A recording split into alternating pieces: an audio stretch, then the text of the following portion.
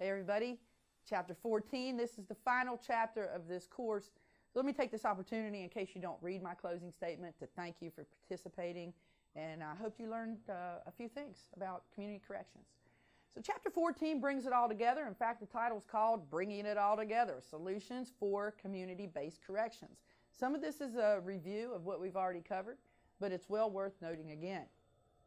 So the ultimate goal of community corrections is desistance. Desistance means the gradual process by which prisoners change dysfunctional and criminal behaviors into new habits. Here's the three objectives. First of all, our first objective is rehabilitation through effective treatment. Then, protecting the public through consistent supervision methods. Thirdly, restoration of victims, offenders, and the communities. Let's talk a little bit about rehabilitation solutions. Rehabilitation as a correctional goal corrects the root causes of behavior. So what do you think the root causes of criminal behavior are? Well, I can tell you this from my experience. Most of my caseload, and most everybody I've ever dealt with in my 15 years of experience working in corrections has had some kind of substance abuse problem. So drug and or alcohol addiction seem to be one of those root causes to criminal behavior. The second root cause is lack of emotional control. So let's say you have an offender predisposed to some mental issues or a mental diagnosis. So add alcohol. Well, let me use this as a practical example. Depression. Say you have somebody on your caseload that suffers from depression. Millions of people in America suffer from depression. There's nothing wrong with that at all. You know, we have to do something to eliminate the stigma of that type of mental health issue. So as long as people take their medicine for depression, they can live a healthy, happy life.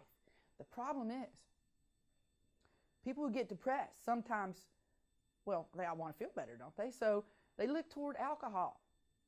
Alcohol is a depressant. So if you add a depressant to a depressed person, it's like putting gasoline on a fire, for lack of a better analogy. And that's what happens. At first, you know, I don't know if you've ever drank, but you drink, you feel good first couple beers, and then the other factors kick in. So those are things you have to look for.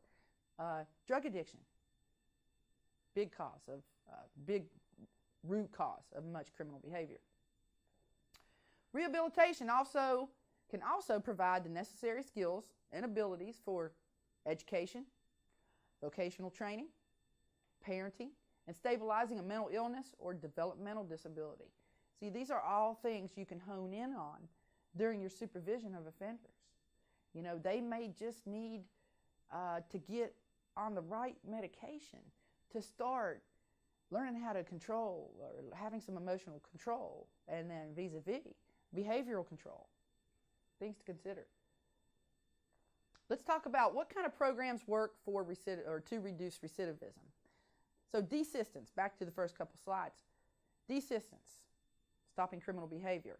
Recidivism, remember the definition, is new criminal conduct. Doesn't mean they have to be arrested for it. It just means they have to have committed new criminal conduct. So desistance and recidivism work hand in hand. One of our primary goals, and it shouldn't be the main goal to evaluate how well our system does, but one of our main goals is to reduce recidivism.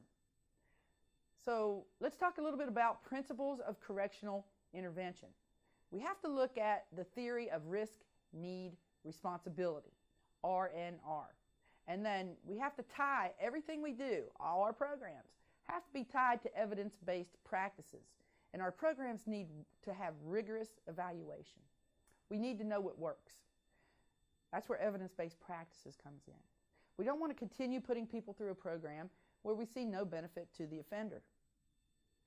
So rehabilitative efforts are most effective when cognitive behavioral methods are used for a long enough time. Usually about 3 to 9 months seems to be a good ideal time, 3 to 9 months. Research has shown that treatment matched with each offender's individual criminogenic needs and addressed to his or her learning style work best and work most effectively.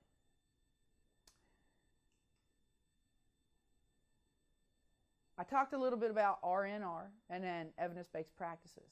But let's look at assessments. How do we evaluate whether or not our programs are working? We use assessments. So valid assessments should quantitatively measure offender risk of recidivism and offender treatment needs. And there's many different tools that we use for that, and I'll talk a little bit about that shortly.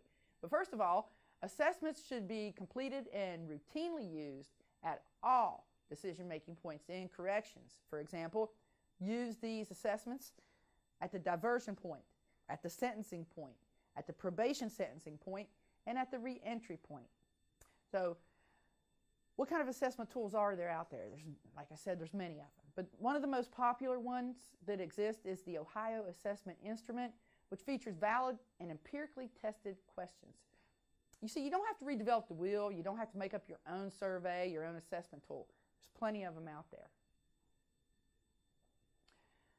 I want to talk a little bit about community supervision solutions at this juncture.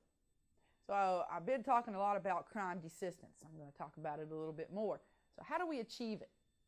How do we know when we can accomplish that goal? Or what can lead to accomplishing that goal? First of all, continued surveillance, constant supervision, consistent supervision.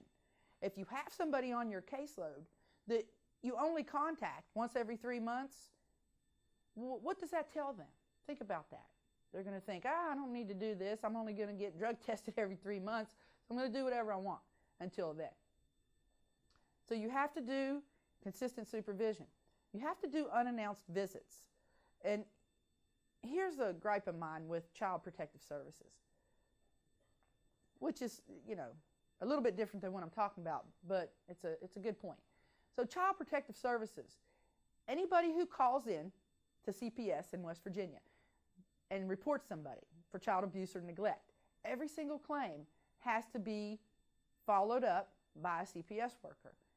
But it's also a rule that the CPS worker, call the family, the parent, and tell them when they're coming.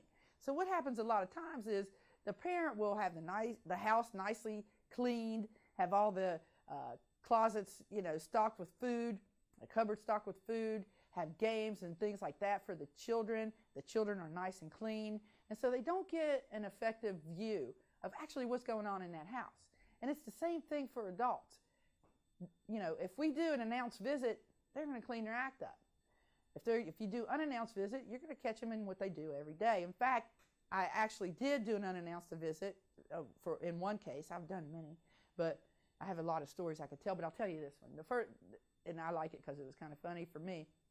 So I get to the trailer, knock on the trailer, takes the guy a while to answer. So I walk in. Of course, I smell marijuana, and I'm like, oh, what have you been doing, And so I walk over to the couch, and half his ashtray is hanging out from the couch. So, as a probation officer, we don't need a warrant for search and seizure. So I just push that out and see that the marijuana's in there. I didn't confiscate it or anything. I just told him to come to the office for a urinalysis, which was all I needed to get a revocation. So, that situation could have blown up, or, it could have gone a number of different ways. I just chose to handle it that way. So unannounced visits. Then you need to let the offenders know in advance what consequences there are going to be for their actions. Now, I previously talked a lot about incremental sanctions. Everybody who messes up on your caseload, you don't have to have them have their probation violated or their supervision violated. There are many different interventions you can take. You can bring them in. You can talk to them. I used to always love to bring them in and say, look, here's what's happened. Here's what you've done. Here's how we can remedy this. What do you think? What do you want to see happen? And here's the consequences should you choose not to follow through on our plan that we established today. So let them know. Let them know what's expected of them. Let them know what can happen if they don't follow through. So that's what I'm talking about when I talk about progressive and graduated sanctions. This will help with reducing the overcrowded jails that we have too. It'll also help reduce expenses from a county perspective, state perspective, and federal perspective if that's where you're working. There are a couple different models that we talk about when we talk about community supervision.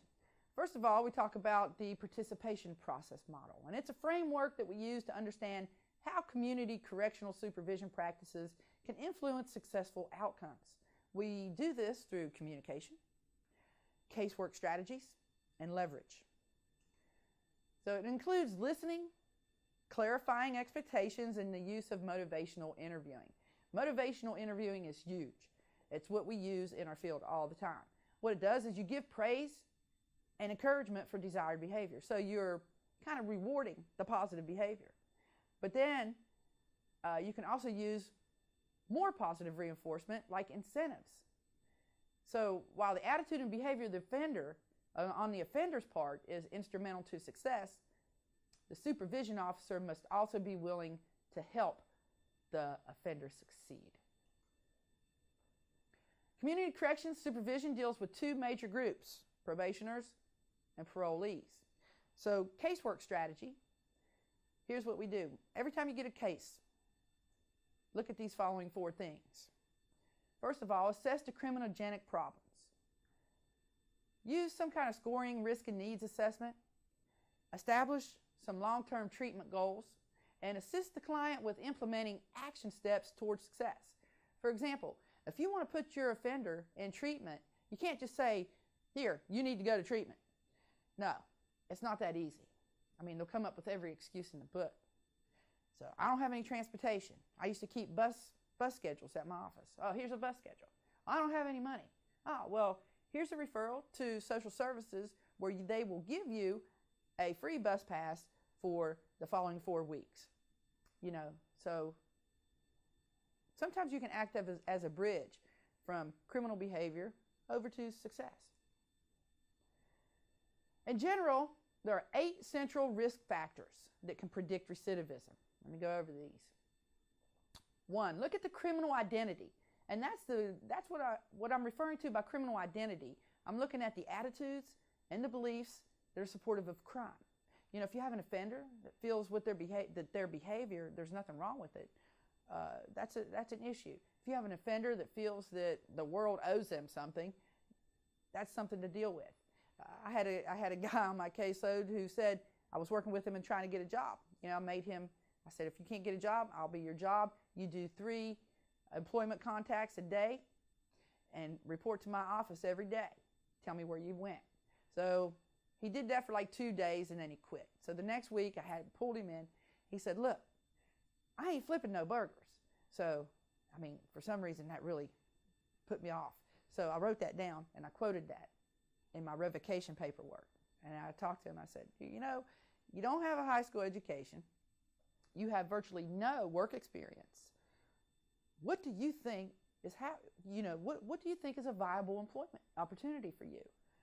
And he just didn't want to hear any of it. He was very adamant against working any kind of menial labor job. So ultimately, I put in my revocation request, quote, I ain't flipping no burgers, wherein his probation was revoked by the court. He went back to federal prison and began flipping burgers. So I hope he learned a lesson from that, because every inmate that goes to federal prison starts off in food service, and that's where he started off. So one thing, criminal identity, look at that. Second risk factor, antisocial personality disorder.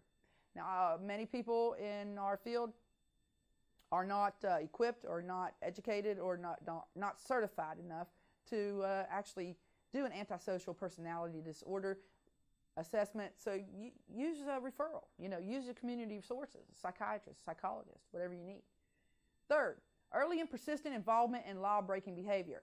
If you have an offender on your caseload that has a long criminal history, starting back in juvenile, that's a red flag. Watch out for that.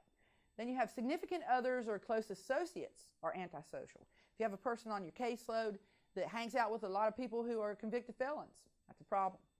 Lack of nurturing and supportive relationships, alcohol, drug use, low levels of performance in school and employment, and lastly, lack of interest in legitimate leisure, hobbies, and recreational pursuits are all red flags, something you need to look at in your casework strategy.